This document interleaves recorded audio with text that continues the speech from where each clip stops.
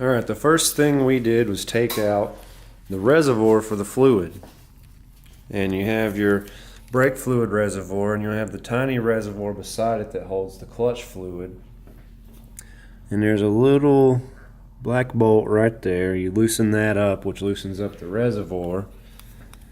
And you'll take that hose loose off the back. And as long as you leave the cap on the reservoir, the fluid doesn't pour out. So you just leave the cap on exactly like that, and and the fluid doesn't pour out. And then you can get to a place where you can take the cap off and get it into a jar or something. Just something that holds fluid, you know what I mean? I am cleaning out the inside of this thing. So now, that opens it up a little bit better where you can see in there. It's still difficult to see. First, before the Okay, so what he's doing, he's trying to get in there with a wrench.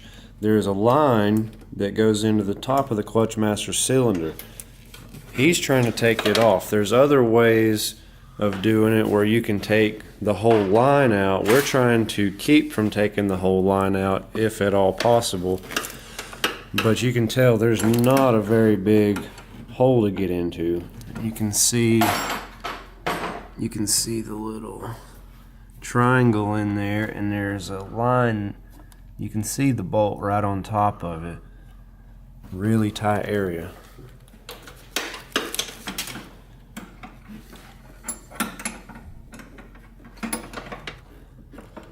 That bolt, the big bolt, is a 17 millimeter. The little bolt on top is a 10 millimeter. That kind of tells you the wrenches that you need.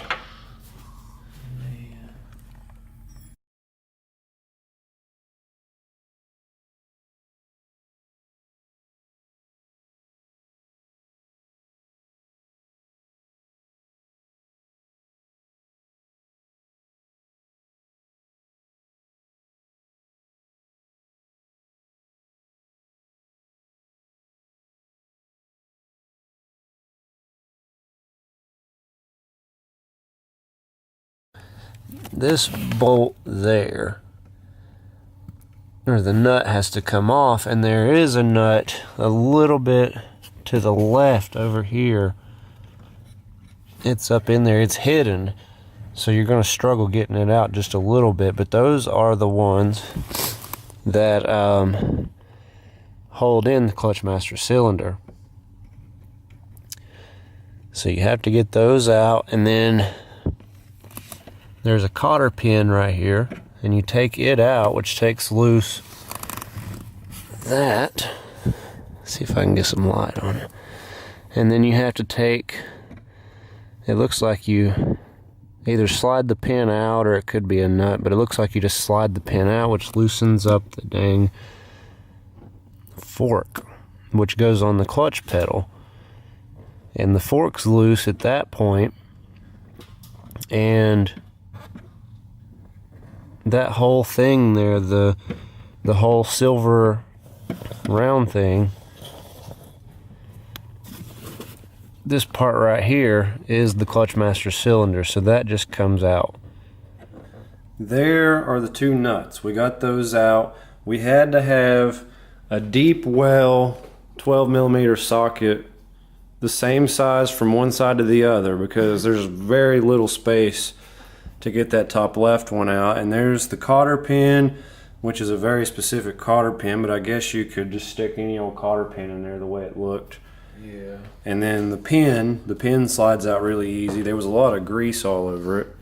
I had to have needle nose pliers, and the fork slid off of the clutch easy. There was no prying, and the fork is attached to the master cylinder on the pin that pushes the piston of the master cylinder. So now we have to find a way to get that clutch master cylinder. This hose is caught, this hose right here is caught up a little bit behind the metal line, but since this moves, I think I'll be able to find a way to get it out. And you can see that hole back there, that is the floorboard of the car. Yeah, it's not too high. Through the back side. You can see he's got a light in there. That black square thing, that is the fork that goes on the back of the clutch pedal, and you can see the pin on the back of it that goes into the clutch master cylinder and pushes the piston. That's that. So it's that line right there that's hung. We have to figure out how to get all of this out as one unit because we can't get our hands in there. For example, that's my hand, and you can get one hand in. That's it. All right, so the thing obviously was up in here. We brought it out near the brake booster, and you can see, if I can get my light off, well, my light was helping, but we are taking it out from right here, and it came out super freaking simple. Super simple. And that's what she looks like. Something's goofed up in there. I noticed there was a lot of play in it, but we're replacing the whole thing, so it doesn't matter if we take this loose or not. But normally what wears out is the piston in here. Like, did you see me squirt out all the fluid? Yeah, there it goes. Oh no. Right on your clothes. I don't know, it seems to be pumping it here. Whatever, we're going to replace it anyways and see if it fixes the problem. Look at that, it's pumping it, but... Anyways, what we have here is the new unit. You got the plug where the fluid comes in from the reservoir. You've got the fork here that goes right on the clutch pedal. I forget if this part goes up or down, but I think it goes to the right. But that is where that metal line goes into the top of it, which pumps it down to the slave cylinder. In comparison to the other one,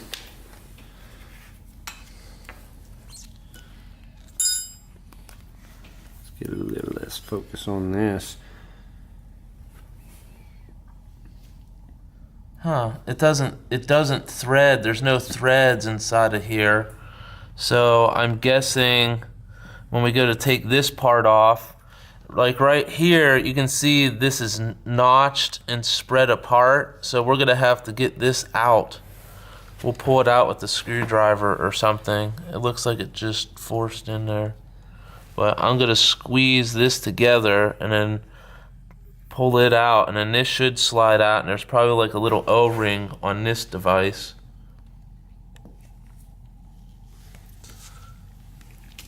That's it.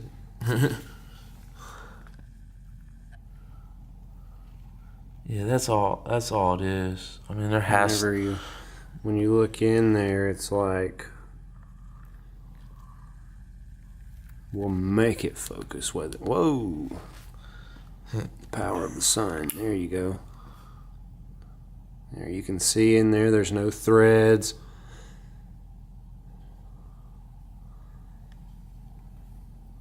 That's what it looks like.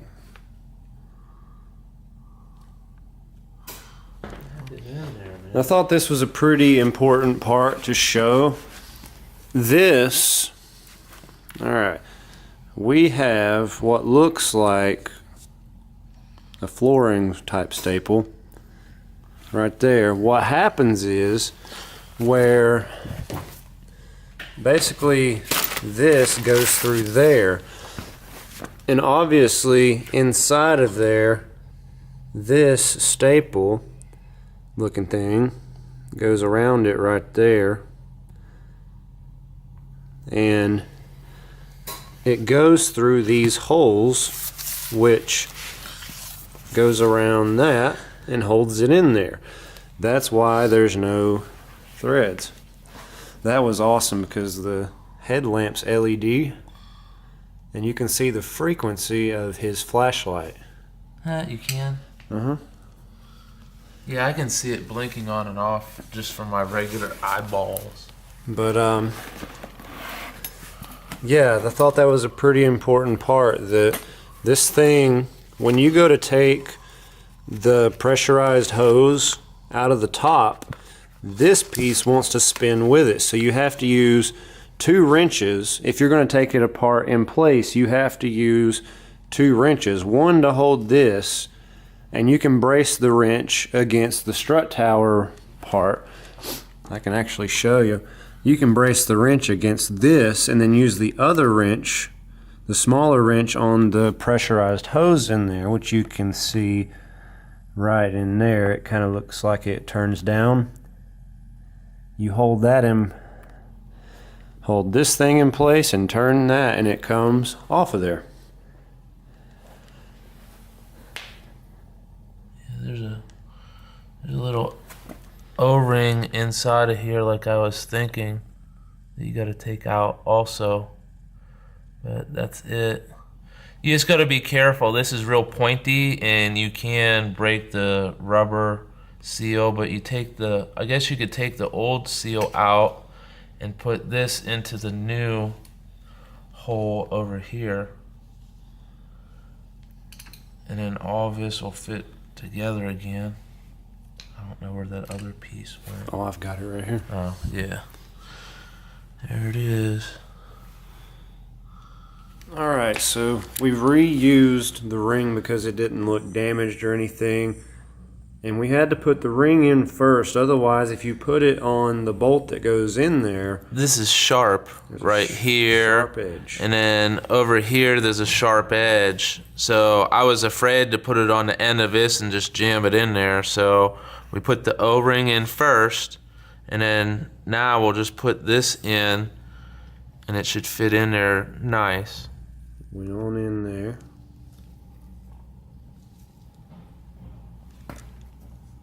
Is that it? Should be. And then you just grab that little... Yeah, that's it. bad boy right there. I can't believe it's just this easy. And that goes in. And you can just tap it in from there.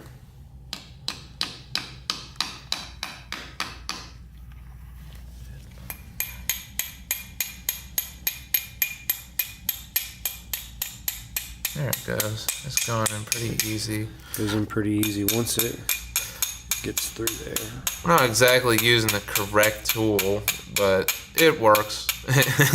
Yeah, it's not a bearing or anything. It's not gonna hurt anything. Yeah.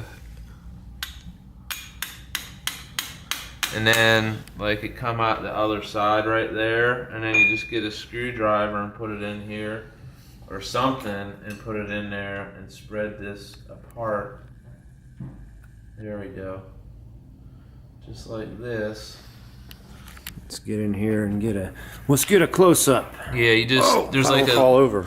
There's like a little groove right here, and then you just just bend this like back and forth, so that if this wants to back out, this is spread apart, so it won't allow it to back out. But that's pretty much done right there.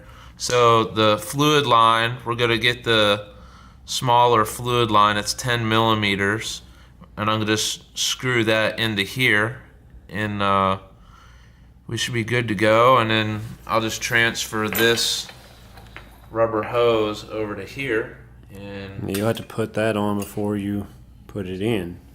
Yeah, there's not enough room back there to put this on while it's on the car, so I have to pretty much do it now. I'm gonna clean it up a little bit, inspect it, make sure there's no cracks in it or whatever.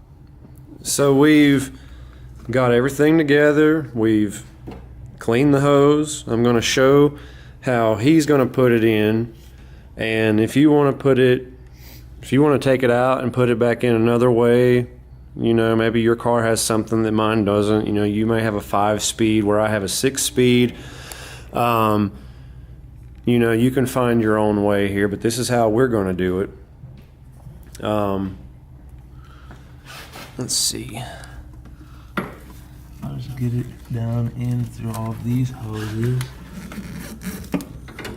And route it up in this direction. It's kind of hard to see, but you can kind of get the idea. There is a space back there.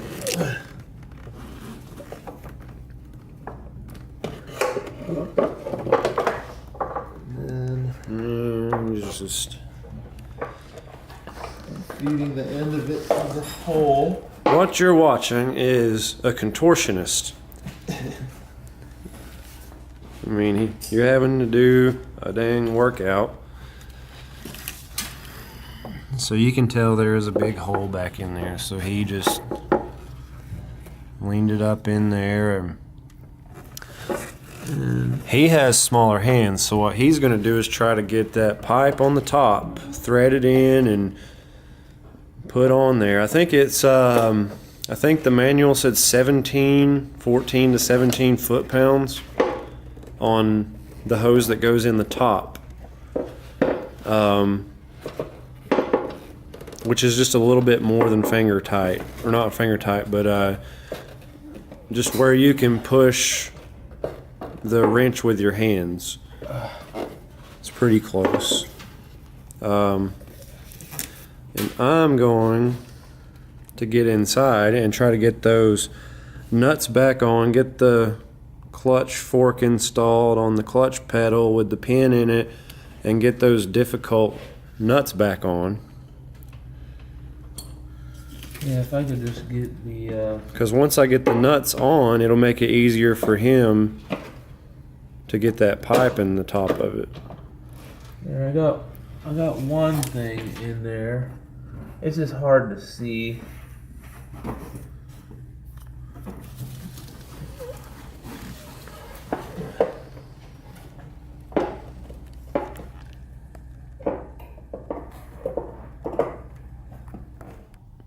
Okay, so I can barely see under there. I'm looking at the camera screen.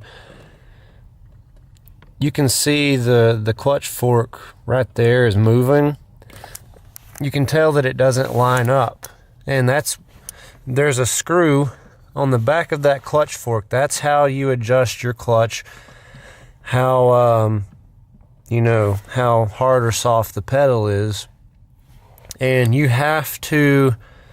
What I'm having to do here is push the clutch pedal in to where it lines up with that hole and get the pin through it and get the cotter pin through that. And then from there I'm going to adjust my pedal, and then I'll have to get the nut back on right there. And you can see, let's see if you can see it here. Right up in... Let's see, let me get my bearings here. You can barely see a gleam up there. Oh, there it is, in the top left. That right there, where's my finger at? Well, it's up in there, and you'll easily see it. That took a deep well socket.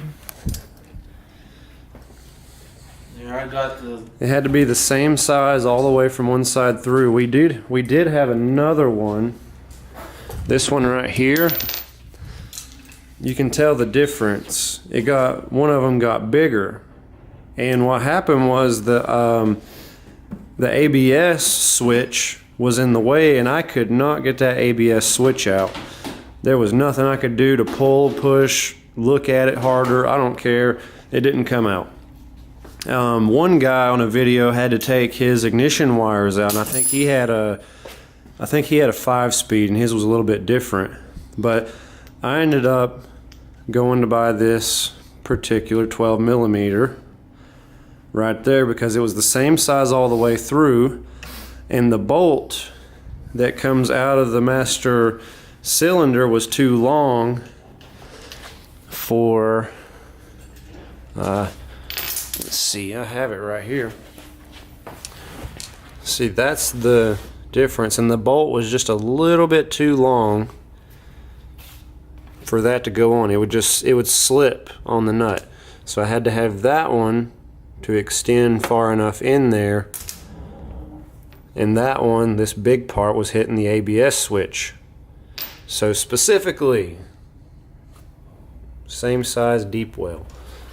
And that way you can get that nut back on and off. I got the nuts on back behind the clutch.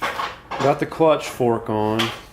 But the top left nut was just as hard to get on for me as it was to take it off. But luckily my friend could reach it with his finger and I couldn't. But I got it on, tightened, and he's working on tightening the pipes in the top of the clutch master cylinder now. It looks like it's been unthreaded. It may have been unthreaded. Did you unthread it? No. Or I didn't unthread it. I was inside the car the whole time. I thought I had to unthread it. Oh man, I gotta thread it first. See, it's like a semi-difficult job. Oh, this is...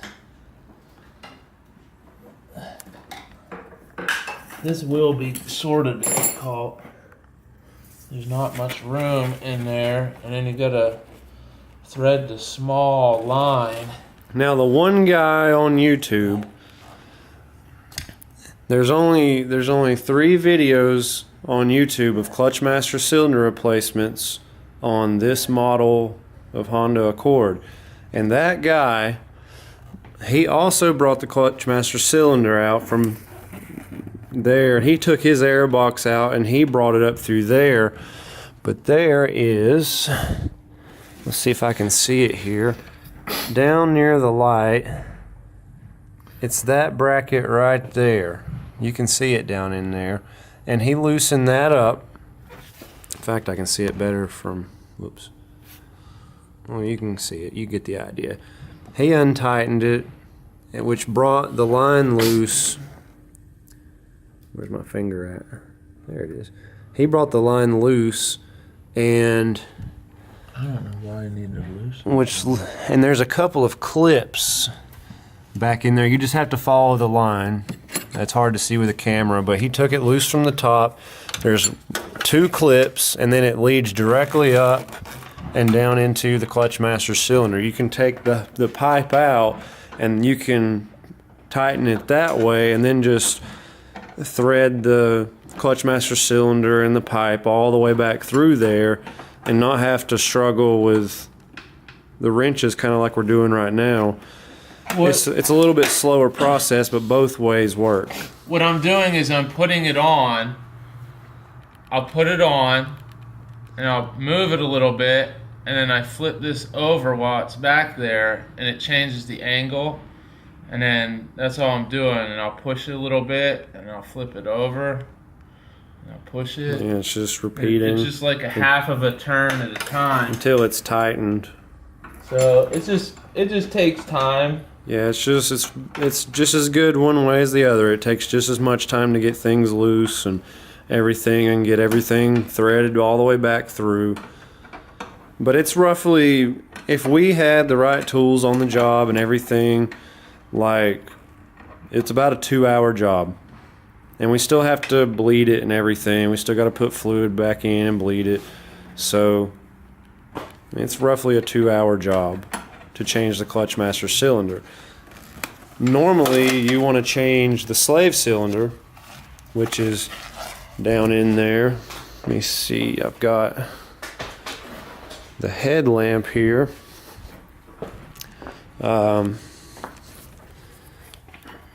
You can see,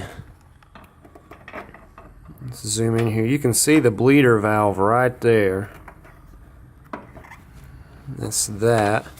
And then that rubber boot right there is the slave cylinder. And that's the bleeder valve for the slave cylinder. And that leads directly into the transmission. And you can't see, I took the car off the jacks Otherwise I'd get under there and show you, but you most of the time, want to change the slave cylinder while you're changing the clutch master cylinder. But for me, I'm going to wait a week or two to do it, unless this doesn't work, and then we're going to wait an hour or two and do it. Alright, so it took about 30 minutes, but we got it threaded in there. You can see it. There it is. It's trying to focus on the reservoir, whatever. And there's the clean fluid in the reservoir. We're about to bleed it. Everything's hooked back up. I have to lift the car, and that way we can get under it. And that's just what we're going to do.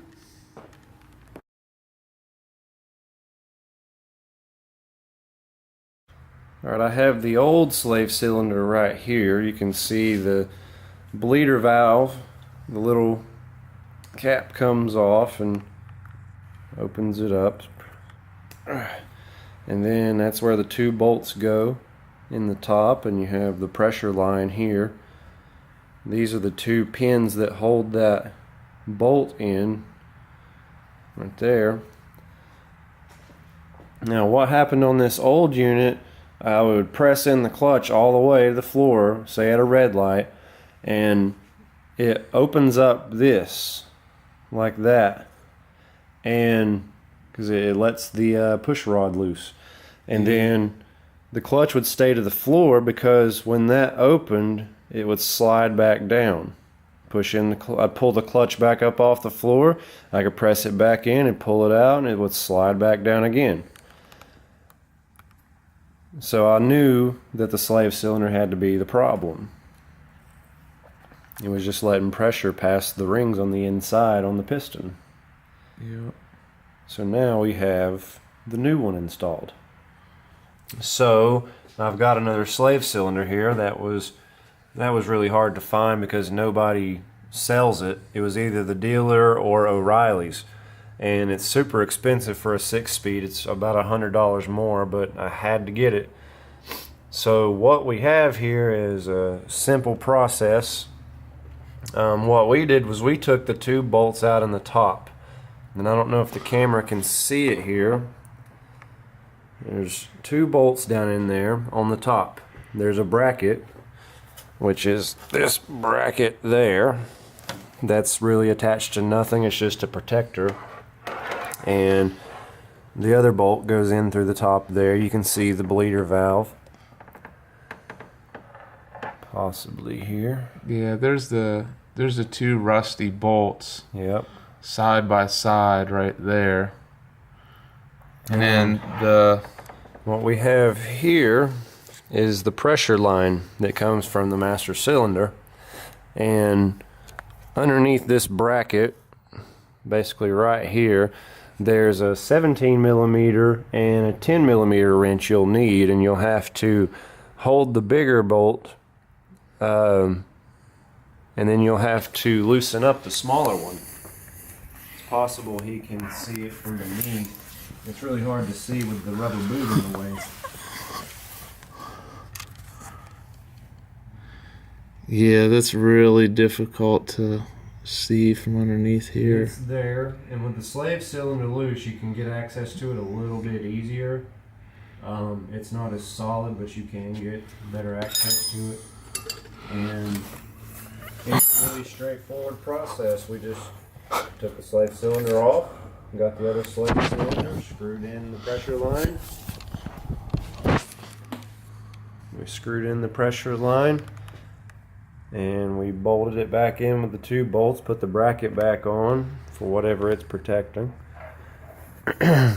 And then right now we're getting ready to bleed it.